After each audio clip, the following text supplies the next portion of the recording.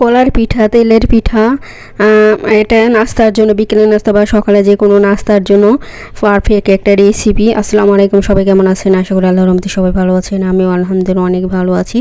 তো আজকে আমি এটা কলা দিয়ে পিঠা তৈরি করলাম, যে বিকেলের নাস্তা বা চায়ের সাথে যে কোনো নাস্তা বা মেহমানদেরও বানিয়ে দিতে পারেন এভাবে। কলার বড়া পিঠা, এটা হচ্ছে বড়া পিঠা। তো এটা আমি কিভাবে তৈরি করলাম সবাই পুরোটা দেখতে থাকুন। অনেক মজার একটা পিঠা। প্রথম ফার্স্টে আমি একটা কলা নিয়েছি। তো আমরা যেহেতু মানুষ কম, সেজন্য একটাই কলা যথেষ্ট।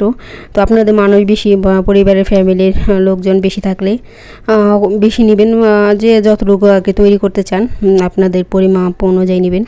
তো আমার একটাই যথেষ্ট। তো এখানে আমি একটা কলা নিয়েছি, আর এখানে নারকেল, নারকেল কুচি করে নারকেল নিয়েছি। তারপরে নারকেলটা দিলে পিঠাটা অনেক মজা হয়। তারপরে এখানে দিলাম ময়দা, নারকেল, ময়দা, চিনি। অল্প উপকরণ দিয়ে আপনি এই পিঠাটা তৈরি করতে পারবেন, অনেক মজা, মুখে রুচি আসবে। আর নারকেল এই পিঠাটা যখন কামড় দেখাবেন, নারকেলের কামড় লাগলে অনেক মজা লাগে এই পিঠাটা। আপনারা ইচ্ছা করে নারকেল ছোট ছোট পিস করে দিতে পারেন, ওটাও অনেক মজা। তো আমি দেখছি বাইরে দোকানে, ঢাকা শহরে আমি দেখছি নারকেল চাকচাক করে, মানে পাতলা করে চাকচাক করে কেটে দেয়, ওই পিঠাটা অনেক মজা। তো একদিন বানাবো, আপনাদের শেয়ার করবো সেটা। তো আমি দেখছি বাইরে দোকানে, ফাস্টফুডে যে দোকানে বিক্রি করে বাইরে লোকজনে। তো এই যে দেখুন, এটা তেলের পিঠাই ধরেন। এখন ময়দা দিয়ে ভালো করে গুলিয়ে নিলাম। এটা একবারে পাতলাও করবেন না, একবারে ঘন না, মিডিয়াম। তো আমি কীভাবে করি তাই সবাই দিয়ে, আমার আরেকটু পানি লাগবে, আরেকটু পানি দিয়ে দেবো, একটু ঘন হয়ে গেছে গা। এটা একটু বেশি ঘন করলে মানে ভালো হইব না পিঠা।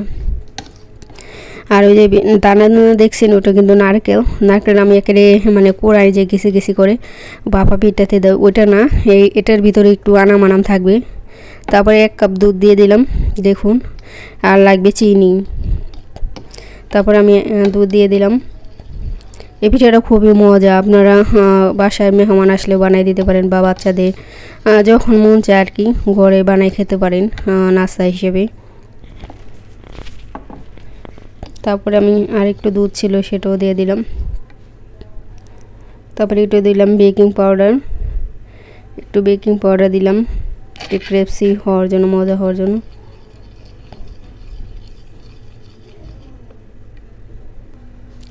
তারপরে আমার সব হয়ে গেছে গা, আমি চিনিও দিছি, এটা স্কিপ হয়ে গেছে গা। তো এখন তেলটা গরম হয়ে গেছে, দেখুন আমি একটা প্যানে তেল দিয়েছি, অল্প অল্প করে ভেজে নেব। তো আপনার ইচ্ছা করে ছোট বড় সাইজ, আপনার যে কোনো আপনাদের ইচ্ছা মতো সাইজ করতে পারেন। এটা কিন্তু অনেক তাড়াতাড়ি হয়ে যায় পিঠাটা। আর তেল অনেক, মানে চুলার আঁচটা একবারে মিডিয়াম ফ্লেমে রাখবেন, মানে একবারে কমিয়ে রাখবেন, কারণ এতে দেওয়ার সাথে সাথে কিন্তু হয়ে যায়, কালো হয়ে যায়।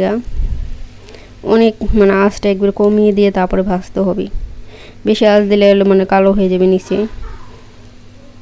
তো এই যে দেখুন, আমি 3টা করে ছোটো সাইজ করতেছি, বেশি বড় সাইজও ভালো লাগে না, একটু ছোটো সাইজ করলে পিঠাটা দেখতেও সুন্দর, খেতেও অনেক মজা।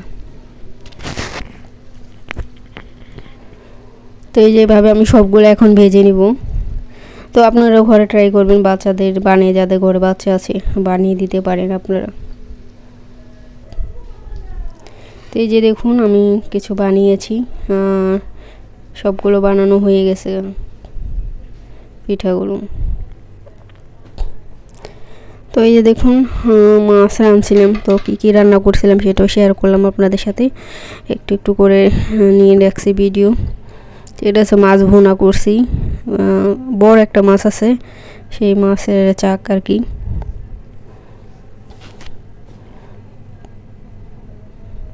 অনেক মজা এই মাছটা, এটা সমুদ্রের মাছ, এখানে বেশিরভাগই সমুদ্রের মাছ, সি ফিশ, সমুদ্রের মাছই বেশি পাওয়া যায় এই জায়গায়, মানে দেশি মাছ কম পাওয়া যায়। তো সমুদ্রের মাছ মজাই লাগে। তারপরে ভাত রান্না করছি, ভাত তরকারি যা রান্না করছি সবই দেখাইলাম আপনাদের সাথে, সবই শেয়ার করলাম। তারপরে এখন একটু দুধ খেলাম। দুধ দাম দেখাইতে আমার অনেক মজা লাগে। এটা হচ্ছে পাকা আম, একবারেই মানে নরম, একবারেই অনেক মিষ্টি আম, একটু চিনি লাগে না। এটা যদি জুস বানান বা আইসক্রিম বানান চিনি লাগবে না, অনেক মিষ্টি আম। তো আমি এইভাবে অনেকে দুধ দিয়ে, কলা দিয়ে, আম দিয়ে, ভাত দিয়ে খায়। আমি ভাত দিয়ে আমার ভালো লাগে না, আমি ভাত দিয়ে খাই না। তো আমি এমনি খাই এমনি। যদি এটার মধ্যে চিড়া থাকে আপনারা চিড়া দো খেতে পারেন, অনেক মজা দেখবেন। তো তারপরে যে সব সবজি দিয়ে সালাদ তৈরি করলাম। তো এটা জায়তুন তেল, একটু সালাদের ভিতরে জায়তুন তেল দিয়ে দিই আমরা, একটু মজা লেগে। লবণ তেল দিয়ে এটা মেখে রাখবো, কিছুক্ষণ মেখে ফ্রিজে রেখে দেবো। এই স্যালাডটা খেতে খুবই মজার এবং হেলদি। যারা ওয়েট লস করতে চান, মানে ডায়েট কন্ট্রোল করেন বা ওজন কমাতে চান, তারা এই স্যালাডটা খেতে পারেন।